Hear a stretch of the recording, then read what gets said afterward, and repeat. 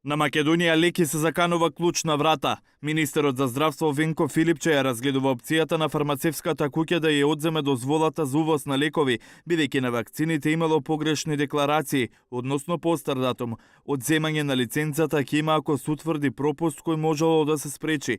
Сепак Филипче уверува, вакцините против малесипаници се исправни и квалитетни, со валиден рок на траење. Сите вакцини се во со добар рок и со добар квалитет, дека сите се од оригиналниот производител, зашто има испратници, што е компанија која што со години наназад ги носи истите вакцини од реномиран европски производител, тоа е GlaxoSmithKline.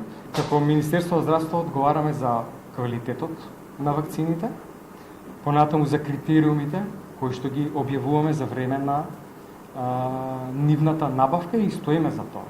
Вакцини за морбили со постар датум имало во поликлиниката Железничар, во болниците во Демир Хисар, Велес и во Свети Николе.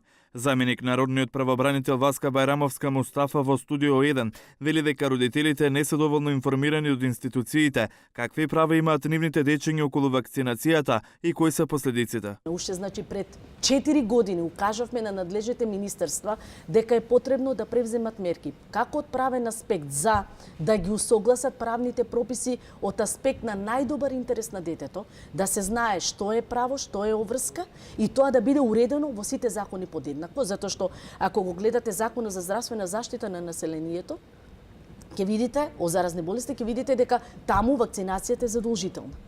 Од друга страна, ако го гледате Законот за основно образование, и таму ќе видите задолжителна норма која што укажува на запишување на деца во образование врз основа на имуналниот статус. Моментално има 11 пациенти со сипаници на болничко лекување. 4 дечиња биле пуштени дома, но има нови 4 случаи на морбили.